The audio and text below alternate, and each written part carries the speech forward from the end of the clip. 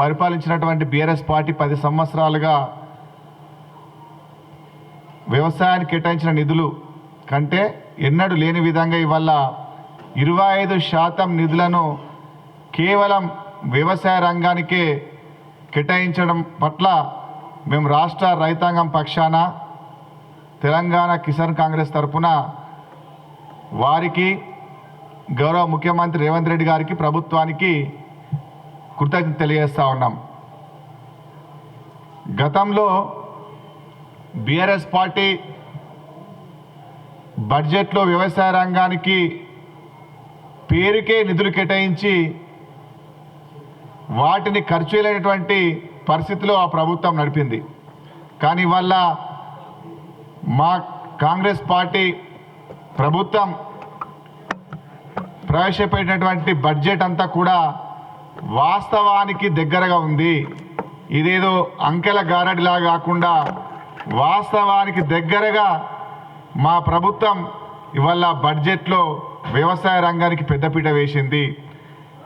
గత ప్రభుత్వం 4-5 బడ్జెట్లలో పంటల రుణమాఫీ పేరు మీద ప్రతి సంవత్సరం 6,000, 3,000, 4,000 కోట్లు కేటాయించి చివరికి ₹1 కూడా ఖర్చు పెట్టినటువంటి పరిస్థితి ఆనాటి ప్రభుత్వాలు చేస్తే, ఇవాళ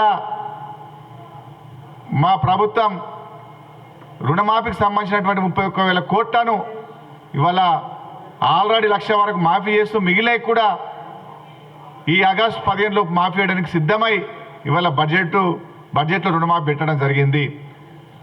మీకు 2-3 లెక్కలు చెప్తా. గతంలో 2018-19లో వ్యవసాయానికి 16,895 కోట్లు కేటాయిస్తే కేవలం ఖర్చు చేసింది 12,600 కోట్లు మాత్రమే.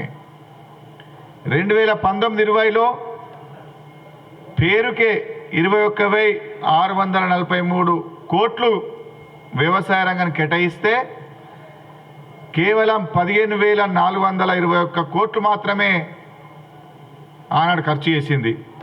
2020-21లో 25,148 కోట్లు కేటాయించి కేవలం 17,590 కోట్లు మాత్రమే ఖర్చు చేశారు. ఇట్లా బడ్జెట్లో పేరుకే కేటాయించి ఖర్చు చేసింది మాత్రం నామాత్రంగా చేసిండ్రు.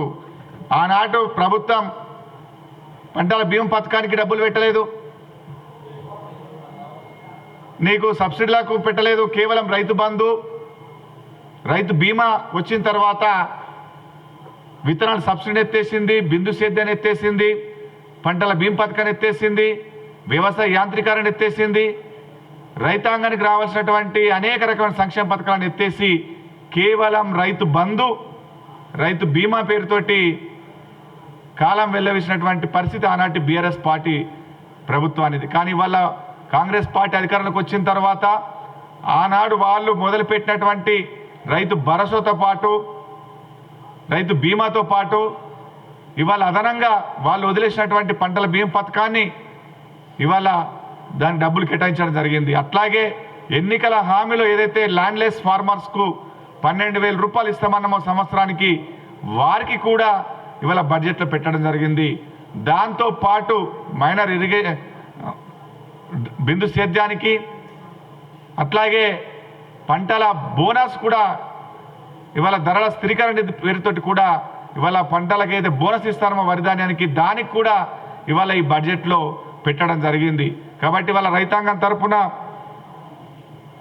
ప్రభుత్వానికి మరోసారి మేము కృతజ్ఞత తెలియజేస్తున్నాం. ఎందుకంటే ఇది ఎక్కడ కూడా ఏ రాష్ట్రంలో కూడా ఉండకపోవచ్చు నాకు తెలిసి. బహుశా అంటే రాష్ట్ర బడ్జెట్లో 25% కేటాయించడం అనేది ఎక్కడ జరిగి ఉండకపోవచ్చు. ఇది కూడా ఏదో అంకెల గాడిగా కేటాయించి ఖర్చు చేయకపోవడం కాదు. ఇది వాస్తవానికి దగ్గరగా రైతులకు అందించే విధంగా, రైతులకు ఉపయోగపడే విధంగా ఈ బడ్జెట్ ఉంది. ఇది కాంగ్రెస్ పార్టీ యొక్క గొప్పతనము. గతంలో ఏ రకంగా అయితే 10 సంవత్సరాల అధికారంలో ఉన్నప్పుడు బీఆర్ఎస్ పార్టీ కంటే ముందు ఏ రకంగా అయితే రైతులకు సంక్షేమానికి పెద్దపీట వేసిందో, ఇవాళ మళ్ళీ అదే తరహాలో రైతాంగానికి పెద్దపీట వేయడానికి బడ్జెట్లో పెట్టినందుకు మరోసారి మేము ప్రభుత్వానికి కృతజ్ఞతలు తెలియజేస్తా ఉన్నాం.